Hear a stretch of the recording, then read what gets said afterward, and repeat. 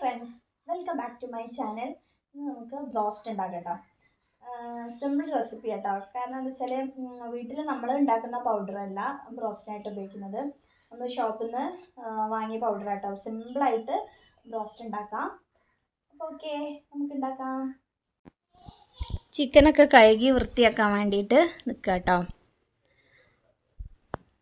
അപ്പോൾ ഇതാ നമ്മൾ ബ്രോസ്റ്റ് പൗഡർ ഉപയോഗിക്കുന്ന മാറ്റീസിൻ്റെ 5 സ്റ്റാർ ബ്രോസ്റ്റ് പൗഡർ ആട്ടോ.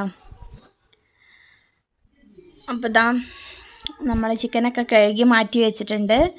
ഇനി ഇതാ ഉപ്പുവെള്ളം തയ്യാറാക്കാം കേട്ടോ. ഉപ്പുണ്ടെന്നൊക്കെ ഒന്ന് ചെക്ക് ചെയ്യാണ്. അപ്പോൾ ഇതാ ഉപ്പുവെള്ളത്തിലോട്ട് നമ്മൾ ചിക്കൻ എല്ലാം മുക്കി വെക്കുക കേട്ടോ. ചിക്കൻ്റെ മുകളിൽ വെള്ളം വരണം കേട്ടോ. അപ്പോൾ അതാ നമ്മൾ അടച്ച് വെച്ചിട്ട് ഫ്രിഡ്ജിലേക്ക് മാറ്റുകയാണ്. അതങ്ങനെ 3 മണിക്കൂർ നേരം ഇരിക്കട്ടെ.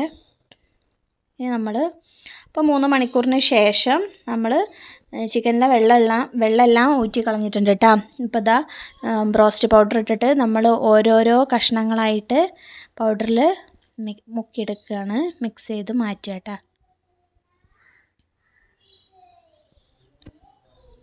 മിക്സ് ചെയ്ത് മാറ്റുകയാണ്. അപ്പോൾ എല്ലാം നമ്മൾ ബ്രോസ്റ്റ് പൗഡറിൽ മിക്സ് ചെയ്ത് മാറ്റി വെച്ചിട്ടുണ്ട് കേട്ടോ. അത് ഇനി കുറച്ച് നേരം കൂടി അങ്ങോട്ട് ഇരിക്കട്ടെ. കുറച്ച് നേരം റെസ്റ്റ് ചെയ്യട്ടെ.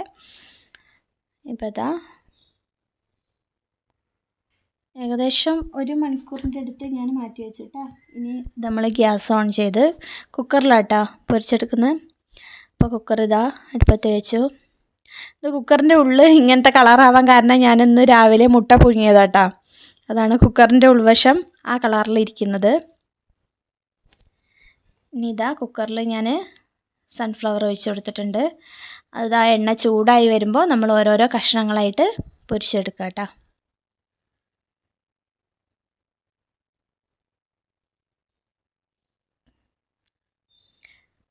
ഒരു മീഡിയം ഫ്ലെയിമിലായിട്ടാണ് വെച്ച് കൊടുക്കുന്നത്. ഹൈ ഫ്ലെയിമിലല്ല, അപ്പോൾ പെട്ടെന്ന് അത് കരിഞ്ഞു പോവും.